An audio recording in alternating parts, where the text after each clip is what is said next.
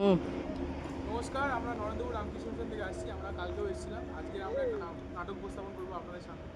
গ্রামের পরিবেশ পরিস্থিতির ওপর ভিত্তি করে নাটকটা আমরা উপস্থাপন করছি আপনাদের সামনে। জানি না কেমন হবে, যদি ভালো হয় একটু উৎসাহ দিও, আর যদি খারাপ হয় ছোটো ছেলে ভাই বোন মনে করে আমাদেরকে ক্ষমা করে দিই। তো নাটকের একটা এখানে টুইস্ট যেটা হচ্ছে, ছেলেরা মেয়েদের রোল অভিনয় করবে, মেয়েরা ছেলেদের রোল অভিনয় করবে। আর অভিনয় যারা রয়েছে তাদেরকে পরিচয় করিয়ে দেবো। বাবা হিসাবে রয়েছে আমাদের প্রিয়া, মেয়ের রোল রয়েছে তোমাদেরই গ্রামের মেয়ে বিমলা, মায়ের রোল রয়েছে অনুভব, বন্ধুর রোলে রয়েছে বিভা কুমারী, এবং এক্সটেনশন অর্থাৎ সমিতি পরিচালকের রোলে রয়েছে ইশিকা, এবং আমি রয়েছি দিদিমণির ভূমিকা। তো প্রথম দৃশ্যে যেখানে বাড়ির একটা সিন আমরা তুলে ধরছি, যেখানে বাবা মেয়ে এবং মায়ের সাথে কথোপকথন চলছে। তো আপনারা প্রথম দৃশ্য দেখুন।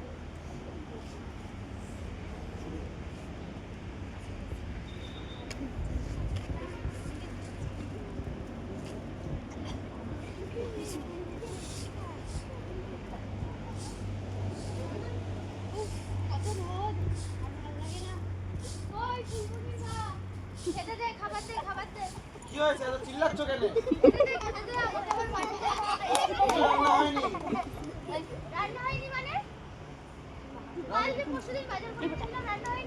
ওইটুকুনি বাজারে কি রান্না হয় এতদিনে?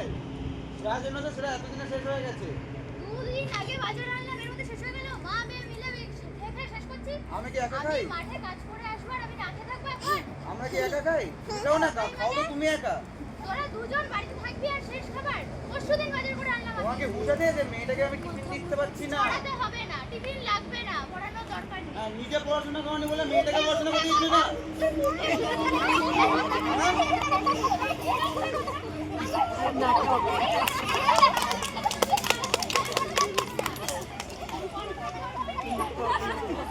তোমার খেতে হবে না, যাও বাইরে গিয়ে খেয়ে এসো। বাইরে খেতে যাও, এখানে খাবার দাবার পাবে না। যাও যাও বাইরে যাও, যাও তুমি বাইরে খেতে যাও। আমার জীবন নাকি? এবার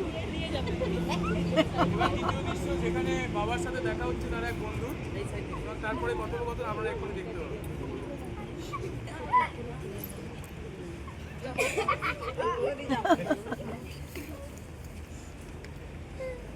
ভালো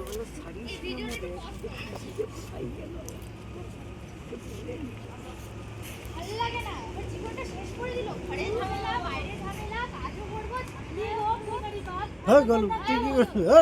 এত চিন্তা কেন? চুপ চুপ।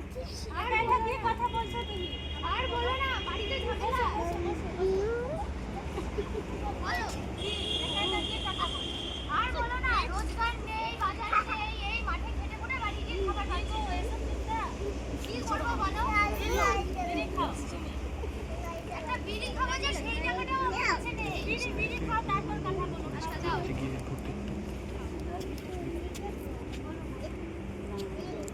আর কি বলবো, এই মেয়েটা পড়ার পেছনে টাকা খরচা, বাজারের খরচা, কাজ বাজ নেই, জমিতে ধান হচ্ছে না ঠিকঠাক।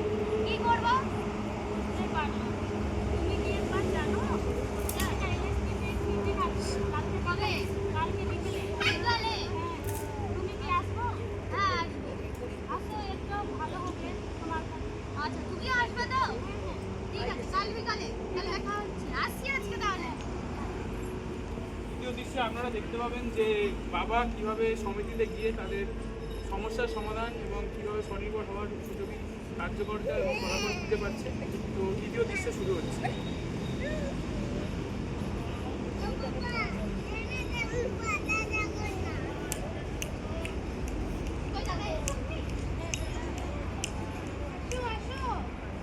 নমস্কার নমস্কার। কেমন আছো তোমরা? আর এই তো যাচ্ছে আমাদের। কি হয়েছে?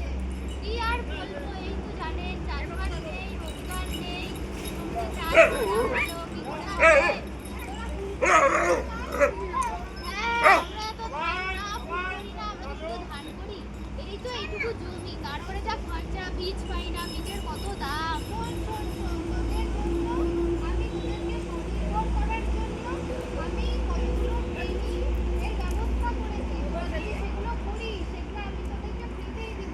তোদেরকে চিন্তা করতে হবে না, তাহলে তোরা স্বনির্ভর হতে পারবি। তো তোরা কি টাকা পয়সা দিয়ে তো আমরা করতে পারবো না, অত টাকা তো আমাদের নেই। না, টাকা পয়সা কিচ্ছু লাগবে না, আমরা নিজে থেকে তোদের জন্য ব্যবস্থা করে দেবো। তোদের মাছ চাষ, তোদের পুকুরগুলো পড়ে পড়ে নষ্ট হচ্ছে, তোদের মাছ চাষ, ধান চাষ, ফুল চাষ সব কিছুর ব্যবস্থা করে দেবো। তোরা শুধু ট্রেনিংটা ভালো করে করিস, প্রতিদিন আসিস কিন্তু, ঠিক আছে?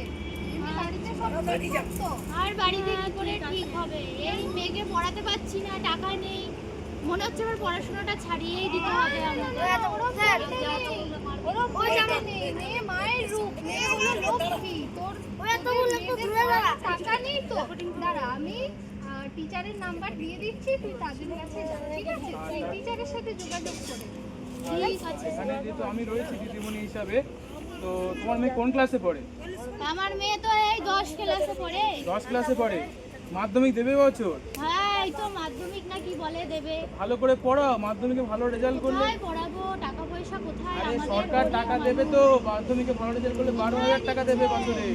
তারপর কন্যাশ্রী আছে, রূপশ্রী আছে, অনেক স্কিম আছে, প্রকল্প এগুলো তো আছে। জানি না আমরা। তোমাদের স্কুলে যাবে, কি জিজ্ঞেস করবে, ঠিক আছে? সেখানে তোমরা বুঝতে পারবে। আর না হলে আমাদের ফোন নাম্বার দিয়ে যাবো, সেখানে ফোন করবে, ঠিক আছে? ভালো করে মেয়েকে পড়াও। ঠিক আছে দিদি, অনেক উপকার হ্যাঁ, করলি। সাবধানে যেও, ঠিক আছে? আসি তাহলে আজকে হ্যাঁ, আমরা।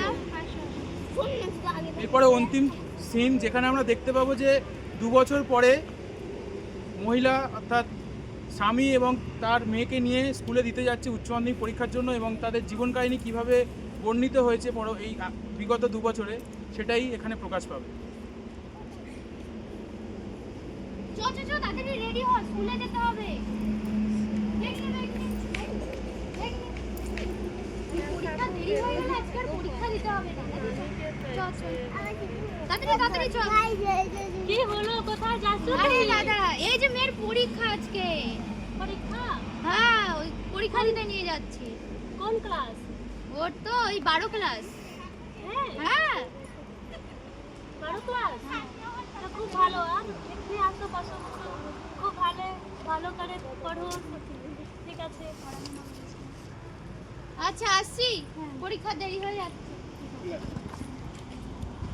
এতক্ষণ যে আপনারা নাটকটা দেখতে পেলেন, আমরা আর কি গ্রামের যে পরিস্থিতি, সেই পরিস্থিতির উপর দাঁড়িয়ে আপনাদের সাথে কালকে কথা বলে এটুকু বুঝতে পারলাম যে আপনাদের এখানে জমি জায়গা থাকা সত্ত্বেও আপনারা ফসল ফলাতে পারছেন না বা মেয়েদেরকে পড়াশোনা করাতে পারছেন না। তো সেই সব ভিত্তি করে আমরা এখানে একটা উপদেশ আপনারা দিতে পারি যে কেবিকে কৃষি বিজ্ঞান কেন্দ্র বলে যে সংস্থাটা রয়েছে, বা এবং এলএসপির আন্ডারে, লোকশিক্ষা পরিষদের আন্ডারে যে সমস্ত সংস্থারা রয়েছে, তারা কিন্তু ট্রেনিং প্রোভাইড করে নিজেদেরকে স্বনির্ভর হওয়ার জন্য। যে আপনারা বলছিলেন হাতের কাজ, এই হাতের কাজও তারা কিন্তু শিখিয়ে থাকে সম্পূর্ণ বিনামূল্যে। তো আপনারা যদি যোগাযোগ করেন ঠিক জায়গায় ঠিকভাবে, আপনারা নিজেরাই স্বনির্ভর হতে পারবেন, নিজেরাই নিজেদের ইনকামের সোর্সকে বাড়াতে পারবেন, ইনকাম আরও বাড়াতে পারবেন। এবং মেয়েদের পড়াশোনার ক্ষেত্রে এখন শুধুমাত্র কন্যাশ্রী, রূপশ্রী নয়, এতে স্বামী বিবেকানন্দ স্কলারশিপ, যদি সে বড় হয়ে আরও পড়াশোনা করতে চায়, এই মাসে মাসে তারা 24 থেকে 28,000 টাকাও পেতে পারে। বিভিন্ন স্কিম এখন মেয়েদের জন্য চালু হয়েছে। তো এটুকুই আপনাদের জানানোর জন্য আমাদের এই ছোট্ট উপস্থাপনা। আশা করি ভালো লেগেছে। যদি না ভালো লেগে থাকে তাহলে ছোট ভাই বোন হিসাবে ক্ষমা করবেন, আর যদি ভালো লেগে থাকে তাহলে অসংখ্য ধন্যবাদ আপনাদের।